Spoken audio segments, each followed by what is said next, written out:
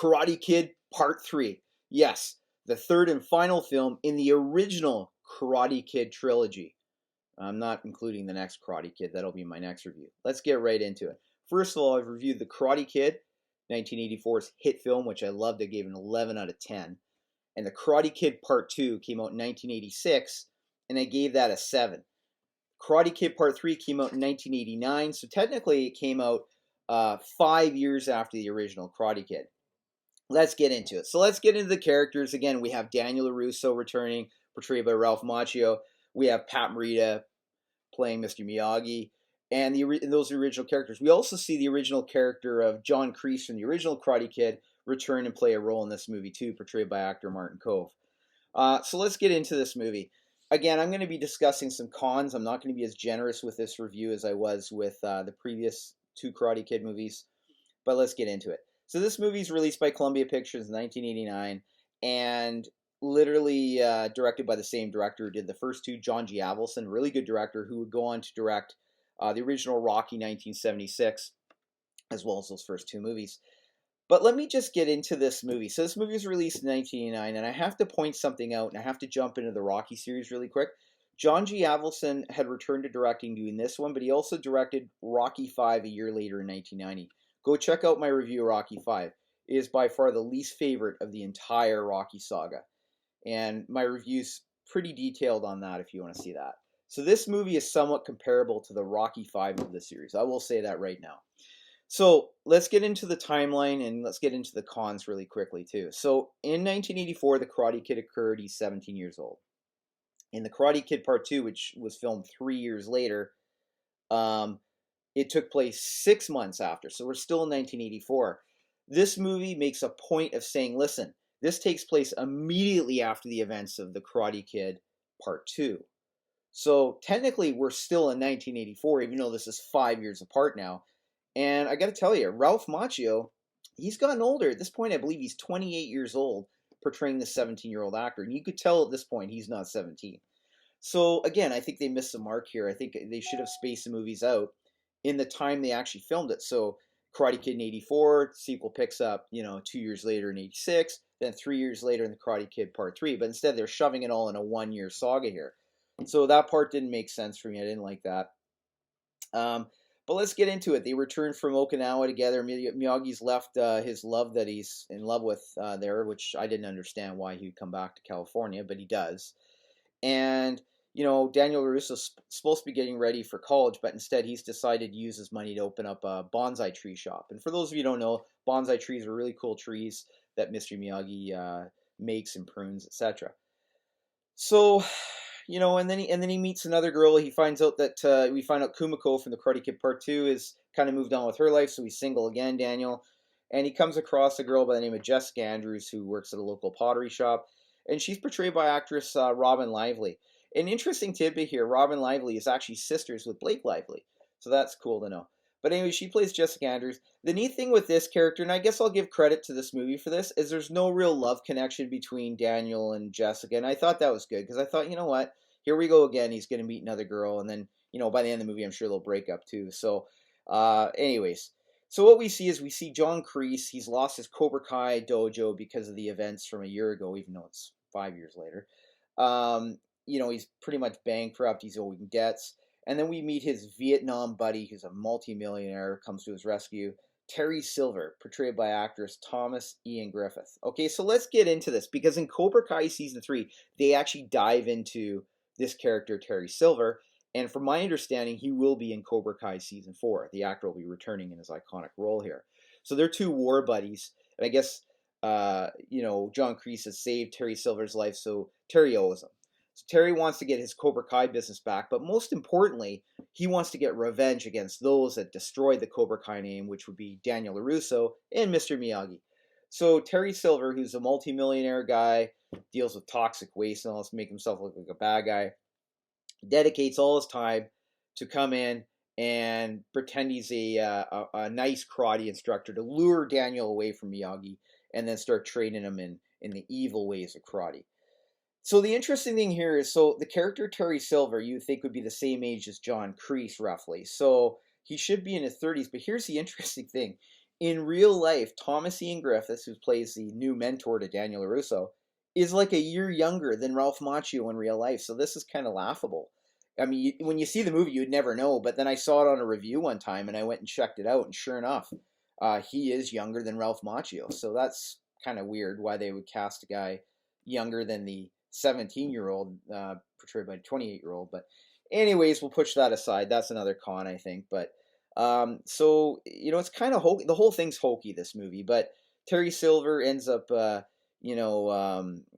luring Daniel LaRusso over to his dojo, reinventing a good Cobra Kai. And we're introduced to a bad boy, Mike Barnes, portrayed by Sean Cannon. Sean Cannon is he's a former soap opera actor, and he's in pretty good shape for this role. I'd say he does his best with what he's given here. But anyways, he's the new bully in this movie. And as I explained in the Karate Kid Part 2, let me just jump into that movie for a second. We see the escalation of Daniel's opponents through the series. So in the first one, he deals with Johnny, who's a black belt karate student, and it's a realistic portrayal of him going up against Johnny at the end of the movie. In the Karate Kid Part 2, he deals with a guy 100 times more dangerous than Johnny, Chosen, who wants to fight to the death, and Daniel's brave enough to fight him. In this movie, we've now gone downhill to an American karate student. Even if he's a bad boy, he doesn't kill anybody, in a regulated karate tournament. If for whatever reason this Mike Barnes guy is tormenting Daniel and bullying him again when Daniel just beat up like Ivan Drago from the previous movie, Chosen. So it doesn't make any sense at all. And he goes over and above. He does stuff that the police should really be involved in. I mean, these guys are older now.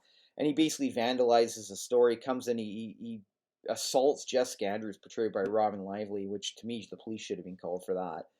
But it's just not very realistic. The bullying scenes just seem forced. They didn't have the magic of the first two movies, or especially the first one, I should say. And I didn't buy it. There's a couple scenes here. I mean, there's a good story arc here as far as Daniel being lured away from Miyagi and Miyagi being heartbroken about it. That is gut-wrenching because they have a pretty good connection. And then Daniel's going to make a choice in the tournament. He has to square off against this Mike Barnes guy. Does he use the dangerous skills that Terry Silver taught him? Or does he revert back to kata, the very calm, cool technique of Mr. Miyagi? So I'm not going to give anything away, but we're basically back at the same All Valley tournament that we saw in the original Karate Kid because it takes place a year later. But realistically, 5 years has passed. It's kind of ridiculous. And they fight each other. Here's where I'm going to get into the movie con of this movie that really irked me when I saw it. So I went to the theater. I was a teenager at the time. And I had high hopes because, again, I like the first two movies. As I was sitting through this movie, I kept seeing the cons unfold as a teenager. I didn't like them. And then in the climactic fight, Daniel drops to the mat. And again, he is scared. He doesn't want to fight anymore. I'm scared. I just want to go home, he says to Mr. Miyagi.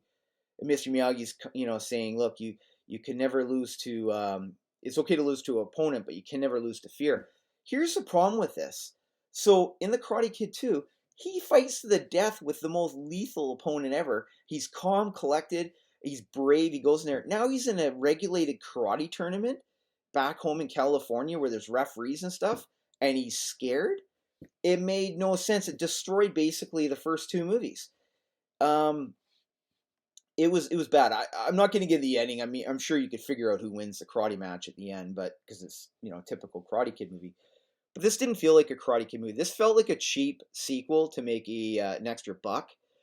I really was disappointed. I've tried to like this movie. I've watched it a few times. There's a good song in the movie. There's a couple good songs in this movie for the soundtrack, but it just didn't make sense. There's also a really weird scene where Jess Scandrews and Daniel go out dancing, and again they're at some sort of nightclub, and I'm thinking, well, if they're only 17, how'd they get into a nightclub? But we'll put that logic aside. Maybe it's a teen club. I don't know. And we see Terry Silver, being his manipulative self, walk in there, and we see this guy. I guess he's trying to hit on a lady, and she's not into it. And he goes up to that guy and pays him some money if he'll just go over and harass Jessica Andrews to get to provoke Daniel to fight. And it's the most awkward dancing I've ever seen when you see Ralph Macchio and Robin Lively dancing. And he goes, "Let's rock and roll," and he's dancing around. It just looked ridiculous. And his outfit he's wearing, I mean, yeah, I don't know.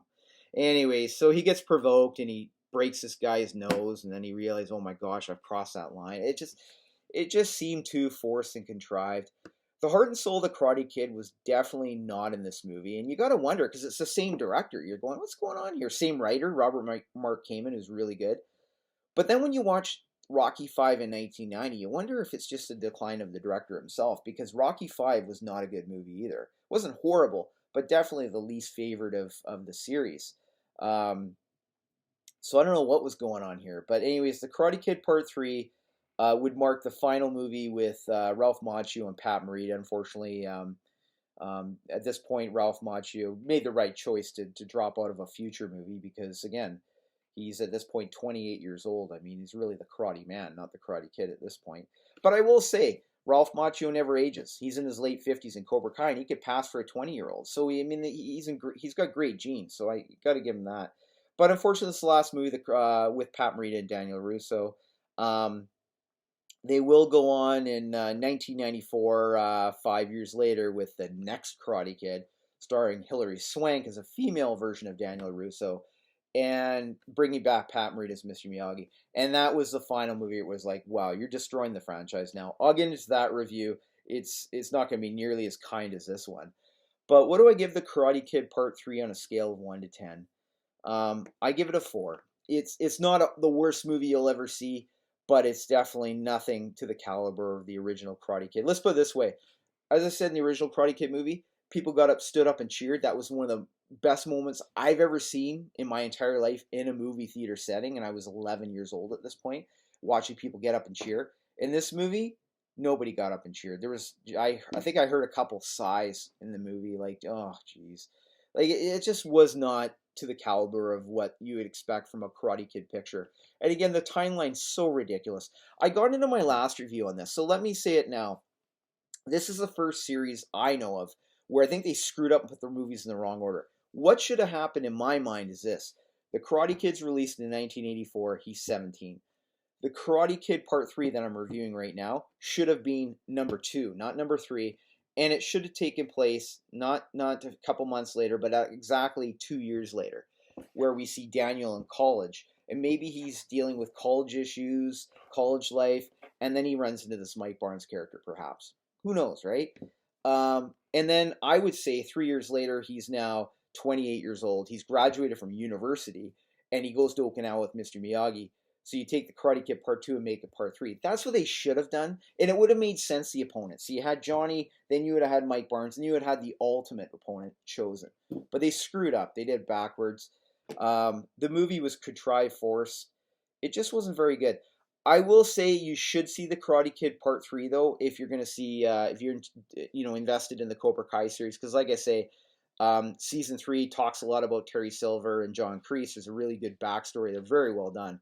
And I believe in Season 4, these characters will be returning, Mike Barnes and Terry Silver. So I'm excited for that. But other than that, it just wasn't a great movie. Yeah, tell me what you think of the Karate Kid Part 3 in the comments below. Subscribe to my channel. All right, see you later.